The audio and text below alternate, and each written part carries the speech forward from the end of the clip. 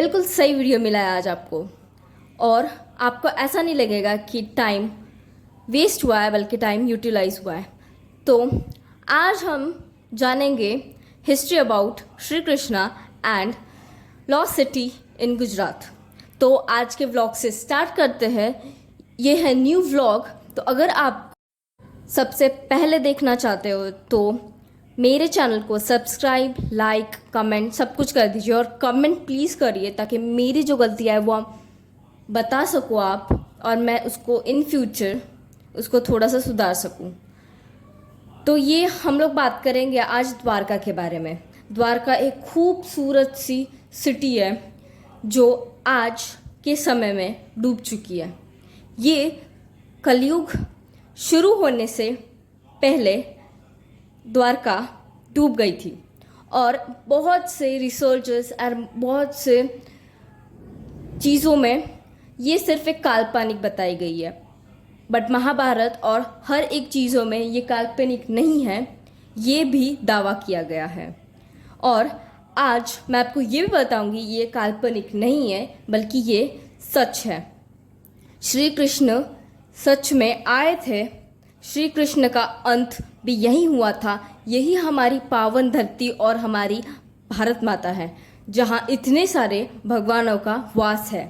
वास ही नहीं तो हर एक भगवान के अलग अलग हिस्ट्री और स्टोरीज है जो हमें जाननी ज़रूरी है, क्योंकि हम एक भारतीय और सनातन धर्म के हिसाब से हमको ये जानना बहुत ज़रूरी है।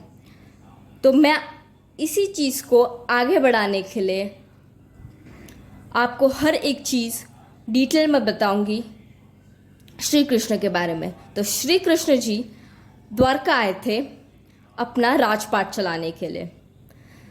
श्री कृष्ण जी ने अपनी शिक्षा गुरुकुल में ली और उन्होंने गुरुकुल में रहकर अपने मित्र और सब बनाए, और अपने गुरु के हिसाब से उन्होंने द्वारका आने का सोचा।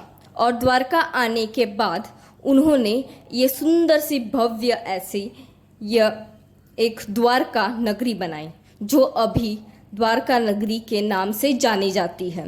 द्वारका नगरी सिर्फ भक्तजनों के लिए ही प्रिय नहीं है, तो द्वारका नगरी एक काल्पनिक नहीं है, तो ये एक सच्ची घटना है जो हमें महाभारतों के कुछ श्लोकों से पता चलती है। तो ये जो आपको बड़े बड़े शिप्स दिखाई दे रहे हैं और जो मैं आपको वीडियो के थ्रू दिखा रही हूँ, ये शिप्स पहले द्वारका से द्वारका भेट या फिर भेट द्वारका यहाँ जाने के लिए ये शिप्स काम आती थी। क्योंकि द्वारका भेट ये भी एक बीचों बीच पानी में बनी हुई सुंदर सी एक जगह है, जहाँ पर हमारे प्रिय सुदामा जी कृष्ण जी को मिलने आए थे एक चावल की पोटली लेके। उस चावल को श्री कृष्ण जी को देकर सुदामा ने अपने मित्र को प्रेम व्यक्त किया। और कृष्ण जी और सुदामा बहुत अच्छे मित्र थे, और श्री कृष्ण जी ने अपने मित्र के लिए उस चावल का उधार चुकाने के लिए उन्होंने इतनी बड़ी विशाल ऐसी द्वारका नगरी स्थापित की, जिसको आज हम द्वारका नगरी से जानते हैं, जो अभी पानी के अंदर है। श्री नरेंद्र मोदी ने ये नया पुल स्थापित किया जिससे भक्तों को कोई तकलीफ़ ना हो। और विशेष मुझे ये लगा कि इसमें कोई टैक्स या फिर टोल भरना भी नहीं पड़ता, तो हम यहाँ से भेट द्वारका भी जा सकते हैं इस पुल के द्वारा। ये पुल अभी स्थापित किया गया है। इन 2024 में इसको शुरू किया गया है। श्री नरेंद्र मोदी जी ने इसको आकर शुरू करने की अनुमति दी, और श्री नरेंद्र मोदी जी ने डूबी हुई द्वारका को पानी में जाकर देखा। और इतना ही नहीं तो अभी द्वारका के अंदर जाने के लिए भी सुविधा की जा रही है। तो जल्दी ही ये भी प्रोजेक्ट ख़त्म हो जाएगा। तो ऐसे ही हमारा भारत बढ़ता रहे और प्रगति के द्वार खुलते रहे, हम यही इच्छा रखते हैं। तो ये पुल बहुत सुंदर और ऐसा विशाल है। अब ये इसके बाजू में हम जहाँ जाने वाले हैं वो है भेट द्वारका। मतलब भेट द्वारका का वीडियो हम नहीं निकाल सके क्योंकि वहाँ सख्त मनाही है वीडियो निकालने से, क्योंकि मंदिरों में फ़ोन अलाउड नहीं होता है। तो हम सिर्फ श्री कृष्ण को बाहर से ही आपको दिखाना चाहेंगे क्योंकि हम अंदर नहीं ले जा सकते। तो इसलिए ये भेट द्वारका का यहीं पर वीडियो समाप्त होता है। तो हे गाइस, श्री स्वामी समर्थ, जय शिवराय। तो मैं हूँ मानसी, आप देख रहे हैं मानसी चैनल। आज हम आए हैं श्री कृष्ण के फिर से एक भव्य दिव्य मंदिर में, जहाँ पर श्री कृष्ण जी साक्षात आते हैं और यहाँ पर 12 से 4 बजे तक मंदिर बंद रहता है। 4 बजे के बाद और पहले और इस बीच में कोई यहाँ पर आ और जा नहीं सकता। और इतना ही नहीं, तो यहाँ पर फ़ोन अलाउड नहीं है।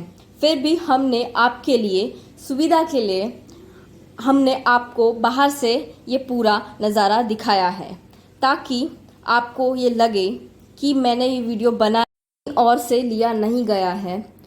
और ये ऐसा भव्य दिव्य ऐसा ये मंदिर और एक सुंदर कलाकृति से भरा हुआ ये मंदिर इतना सुंदर है, आप सोच भी नहीं सकते।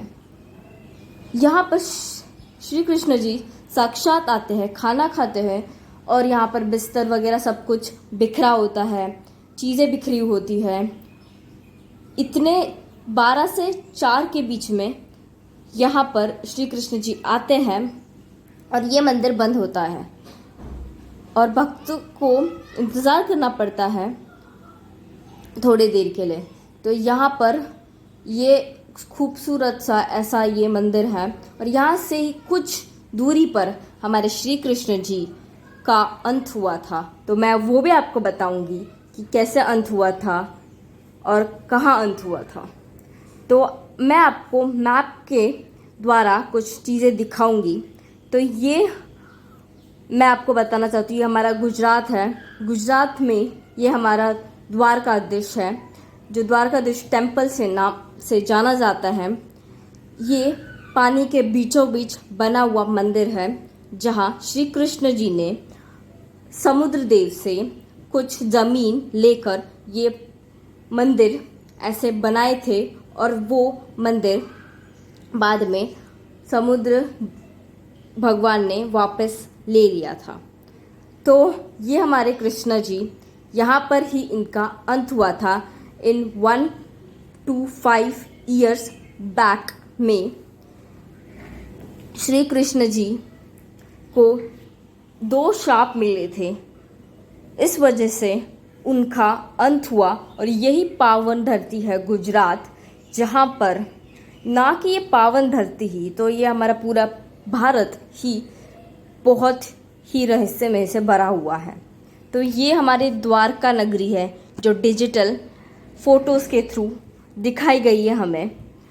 और उनको महाभारत में एक शाप मिला था उनके बेटे को, कि उनके बेटे का नाम था सांब।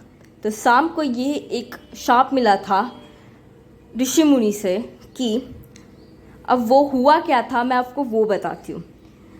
सांब ने अपने मित्र के साथ एक गर्भवती महिला का नाटक किया था और यह बात ऋषि मुनि को पता चल गई थी। तो ऋषि मुनि ने कहा कि तुम्हारे पेट में जो पलने वाली ओखली है वो तुम्हारे कुल का नाश करेगी। ये उनका दूसरा शाप था। पहला शाप कृष्ण जी को दिया गया था द्वारा गांधारी के।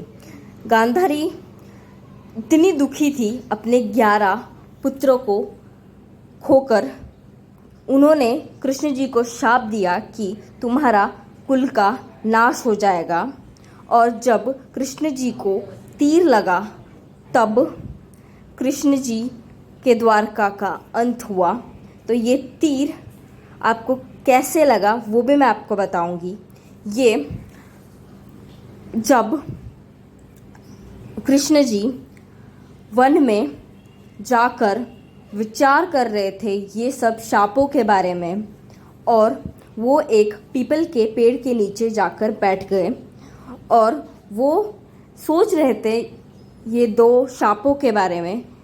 तब तक उनको एक तीर लगा ज़ारा शिकारी के द्वारा कि शिकारी को ऐसा लगा कि उन्होंने कोई प्राणी मारा है, पर उन्होंने श्री कृष्ण जी के अंगूठे पैर को ठेस पहुंचाई थी और उनका प्राण वहाँ निकल गया। और ज़ारा ने अपने हाथ से वो तीर निकाला और श्री कृष्ण जी से माफ़ी मांगी। श्री कृष्ण जी ने अपना देह वही त्याग दिया और फिर बाद में उनका अंतिम संस्कार हुआ। और उनको जो तीर लगा था वो उनके ओखली के एक टुकड़े से एक तीर बनाया गया था शिकारी के द्वारा, और उनकी अभी भी गुजरात में यह प्यारी सी समाधि बनाई गई है।